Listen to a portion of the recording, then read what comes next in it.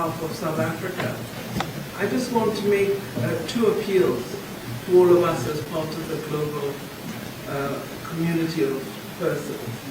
The first is, I think all of our countries must give urgent attention to reform of the United Nations in order to strengthen its ability to protect those who are innocent and require protection.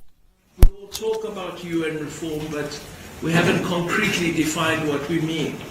And it is clear in the circumstances of the people of Palestine that enforcement of peace is a necessary aspect that must be addressed in the process of UN reform. Second is that I think it is vital for this group, which is in support of the just cause of the people of Sahrawi, to engage in a broader education campaign for an understanding of this problem of colonization, because I believe there are many policymakers who are not aware. I'm aware, for example, in the continent of Africa, that many African countries are being persuaded to open consulates in the occupied territories. And this is happening at a number that is rather startling. And it indicates a pure misunderstanding of the dire situation in which the people of Western Sahara find themselves. So I think there should be more outreach to countries that are vulnerable and that can be persuaded by wrong means to affirm the colonial situation of the people of Sahrawi.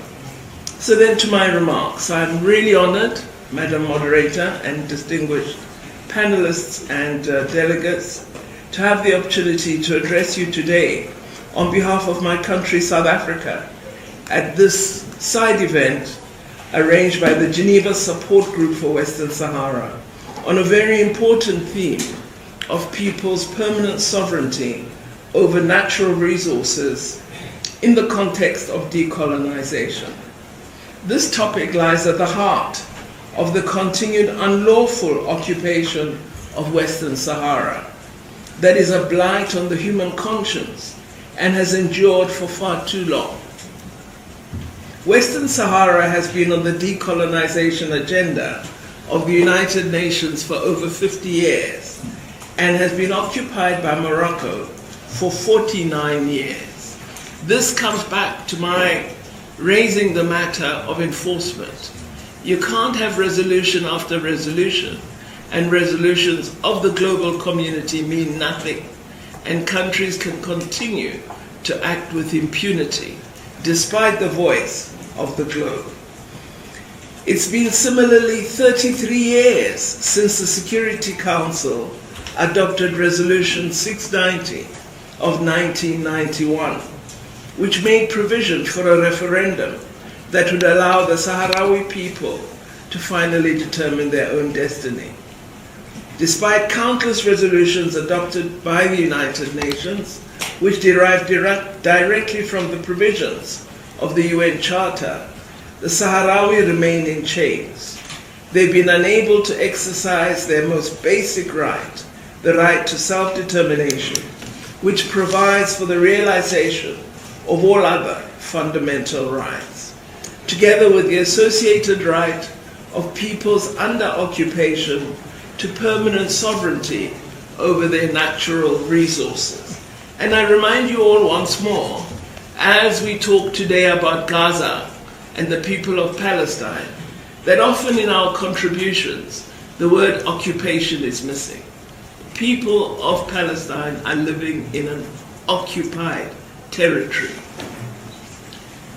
This principle of sovereignty over one's natural resources found expression in the 1975 advisory opinion of the International Court of Justice.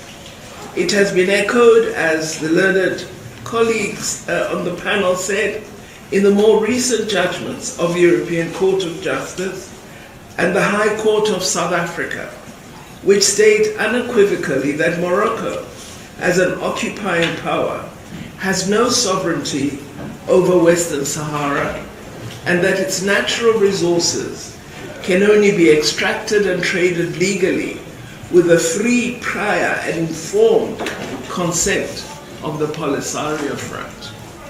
We welcome these judgments, including the 2022 ruling of the African Court on Human and People's Rights, which drew from the long-standing principled positions of the African Union. In addition to providing that Morocco's continued occupation is incompatible with the right to self-determination, the ruling further provided that all member states, including member states of the African Union, have a legal obligation to find a permanent solution to Morocco's occupation. The Africa Group, making up a large segment of the UN family of nations, has therefore become a target to persuade against support for the people of Sahara. And more must be done to ensure that they honor the decisions of the African Union. We need to ensure that the people of Sahrawi have the enjoyment of their right to self-determination and to abstain from doing something about their plight would give recognition to occupation or impact negatively on the ability of Sahrawi to discharge their rights. The plunder of natural resources in Western Sahara is not only unlawful, but contributes directly to the prolonged occupation and ultimately the maintenance of the status quo. As with most situations of decolonization, it is about resources. As a country whose freedom was attained with the support of the international community, our country, South Africa, stands in solidarity with the Sahrawi people. Until the last colony on the African continent is decolonized, we believe none of us will be truly free. As part of this process, my country is particularly concerned about the ongoing violations being perpetrated against the Sahrawi and Morocco's continued refusal to provide access to the Office of the High Commissioner to monitor the human rights situation in Western Sahara. I recently experienced a very ludicrous experience where I had a meeting with the UN envoy of the Secretary General in South Africa. And I was chastised by the Moroccan government for having held a meeting because the UN envoy should have sought permission from the government of Morocco, which was an astounding statement to be made. We remain also concerned about the fact that the Security Council has consistently failed to provide the UN mission for the referendum in Western Sahara with a mandate to report on human rights. We are further concerned on the impasse toward finding a lasting solution that will provide for the self-determination of the Sahrawi through a referendum in line with the relevant United Nations and AU resolutions. Of course, often colonizers believe the longer they stay in dominance over an oppressed people, then the international community will forget and this colonization will be permanent. We must never forget. We in South Africa, we knew, although the struggle was long, that we would eventually win freedom. And we believe all colonized people will win freedom eventually. In 2024, we joined together as an international community to commemorate the 75th anniversary of the Universal Declaration of Human Rights.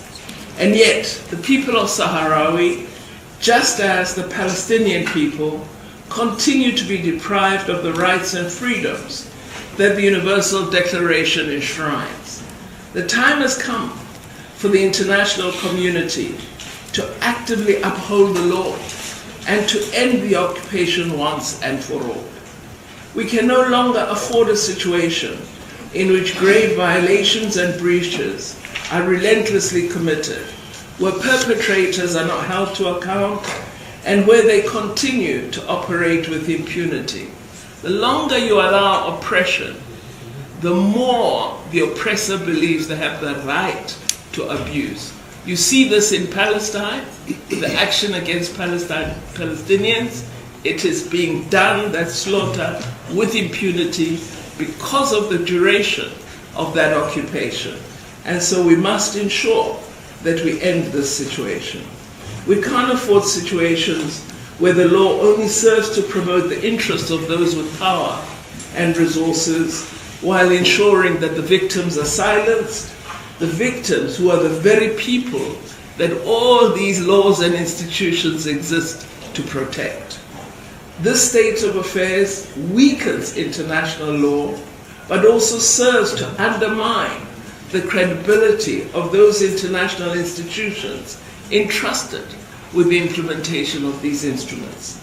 We must therefore work to end selectivity and double standards and resolutely put an end to the suffering of the Sahrawi for the benefit of all humanity. So in a nutshell, as South Africa, we're saying we need a call to action. Impunity has gone on for too long, and we now need to act, and all people must enjoy the freedoms we love so much. Thank you very much for the opportunity.